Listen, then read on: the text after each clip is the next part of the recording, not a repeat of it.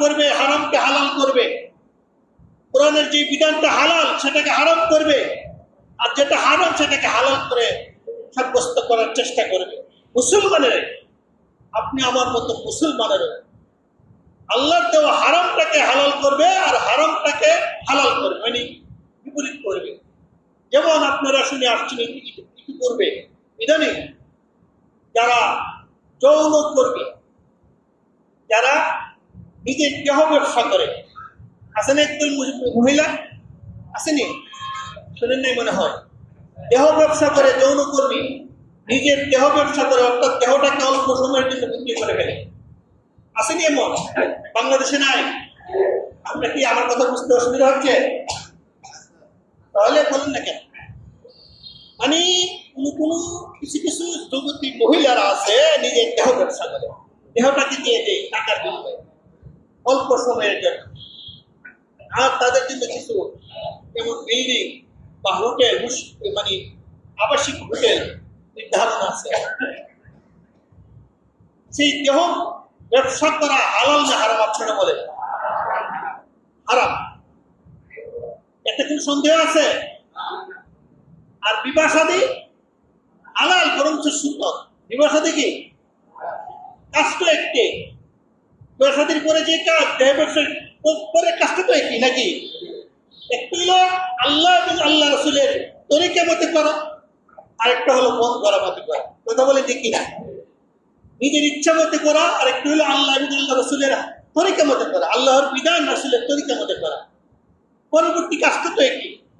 তাহলে যেটা নিজের ইচ্ছা মতে করা, মন গড়া মতে করা, অর্থাৎ দেহ ব্যবসা করা, অল্প টাকার বিনিময়ে নিজের দেহটাকে কিছুক্ষণ সময়ের জন্য বিক্রি করে দেওয়া, সেটা হারাম। সকল মুসলমানদের একমত, এটার মধ্যে কোনো কি নাই, বিভক্তি নাই, মতামতে কোনো ভিন্নতা নাই। সকলে এক বাক্যে বলবে, যদিও ইসলাম নিয়ে অনেক দলাদলি আছে, কিন্তু এই বিষয়ে সকলে একমত, এই দেহ ব্যবসা করা কি হারাম, কবিরা গুনাহ, জিনা, ব্যভিচার। কথা বলে ঠিক কিনা? তার শাস্তি কি হবে? একজন বিবাহিত পুরুষ আর একজন বিবাহিতা মহিলা, তারা যদি সেই জিনা ব্যভিচার করে, তার শাস্তি শরীয়তের আইন হলো তাকে দুনিয়া থেকে শেষ করে দেওয়া, একেবারে বিচ্ছিন্ন করে দেওয়া। শুধু সহজ পাবে না যে তাকে জবাই করে দেওয়া, ফাঁসি দিয়ে দেওয়া, এমন না। কোরআনের বিধান হলো তাকে মাটির নিচে গেড়ে শুধু মাথাটা বের করে পাথর মেরে জনগণের সকলের সামনে, জনসম্মুখে পাথর মেরে তাকে আস্তে আস্তে, মানে কষ্ট দিয়ে তাকে বিচ্ছিন্ন করে দেওয়া। এটা হলো শরীয়তের বিধান। কথা বলে ঠিক কিনা? এমন বিধান দেখছেন তো আপনারা, বিভিন্ন দেখছেন না পত্রিকায় বা ইউটিউবে, মানে সৌদি আরবের বিধান আছে। তাহলে কেমন মানে কঠিন শাস্তি দুনিয়াতে কঠিন শাস্তি। একজন বিবাহিত পুরুষ এবং মহিলা যদি জেনে বিবেচনা তাকে সাক্ষী প্রমাণে পাওয়া যায়, কোরআনের বিধান হলো তাকে মাটিতে গেড়ে তার মাথাটা শুধু বের করে তাকে পাথর নিক্ষেপ করে একেবারে বিচ্ছিন্ন করে দেওয়া, মাথাটাকে করে শেষ করে দেওয়া, দুনিয়া থেকে বিদায় করে দেওয়া কষ্টের মাধ্যমে। সহজ জবাই করে দিলে তো সহজে মারা যায়, ফাঁসি দিলে তো খুব তাড়াতাড়ি মারা যায়। এটা পাথর মারতে মারতে মারতে মারতে অনেকক্ষণ সময় লাগবে, তার দম যাইতে, তার মৃত্যু হইতে, মানে অর্থাৎ কষ্ট দিয়ে মারা। সেই জিনা ব্যভিচারকে হালাল করার জন্য তথাকথিত জনব্যবসায়ীরা, জনকর্মীরা, তথাকথিত দেহ ব্যবসায়ীরা প্রধান উপদেষ্টার কাছে তারা সরাসরি প্রস্তাব দিয়েছে সেটাকে বৈধ করার জন্য। কথা বলে সেটাকে জায়েজ নাকি হারাম? হারাম। সেই হারাম কাজটাকে যদি বৈধতা দেওয়া হয় বাংলাদেশের আইনে, আপনারা মেনে নিবেন? আপনারা মেনে নিবেন? যদি সেটার প্রতিবাদ না করি তাহলে আমি কিসের মুসলমান, কিসেরই বান্দা? প্রতিবাদ করতে হবে। প্রস্তাব দিয়েছে সরাসরি প্রধান উপদেষ্টার নিকটে ওই জনকর্মীরা, দেহ ব্যবসায়ীরা সম্মিলিতভাবে লিখিত প্রস্তাব দিয়েছে যে আমরা সেই দেহ ব্যবসাটা বৈধতা চাই বাংলাদেশের আইনের মাধ্যমে আমরা বৈধতা চাই। আমরা মানে কেউ বাধা দিতে পারবে না, আমাদেরকে কেউ ধরতে পারবে না, আমাদেরকে কেউ গ্রেপ্তার করতে পারবে না, জেল জুলুম করতে পারবে না, আমাদেরকে জায়েজ করে দেন, আমাদেরকে বৈধতা দিয়ে দেন। কোরআনের সাথে সরাসরি সংঘর্ষ কিনা? সে আইনটা যদি করে কোরআনের সাথে সরাসরি সংঘর্ষ হবে কিনা? আমরা মেনে নিতে পারি? কখনো মেনে নিতে পারি না।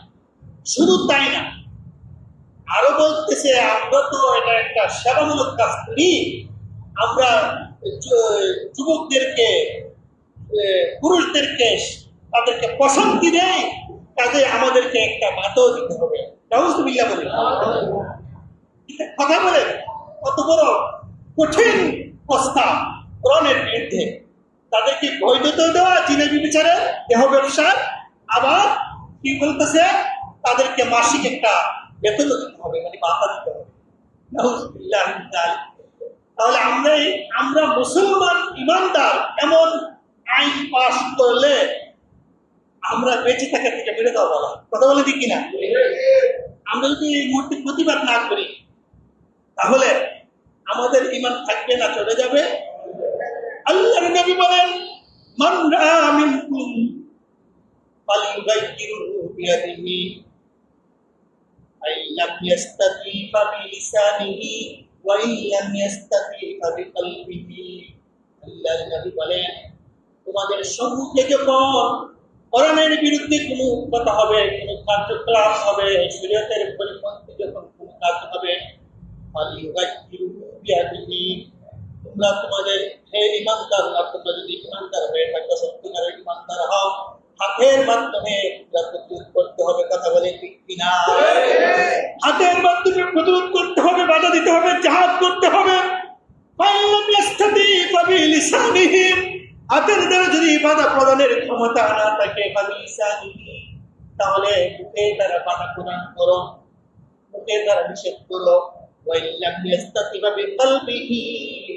মুখের দ্বারা যদি বাধা প্রদানের ক্ষমতা না থাকে, অন্তর দ্বারা ঘৃণা করো। দ্বিতীয় নাম্বারটা হলো দুর্বল ইমানের লক্ষণ। নাউজুবিল্লাহ। তাহলে আমরা তৃতীয় নম্বর যাইতে পারি না।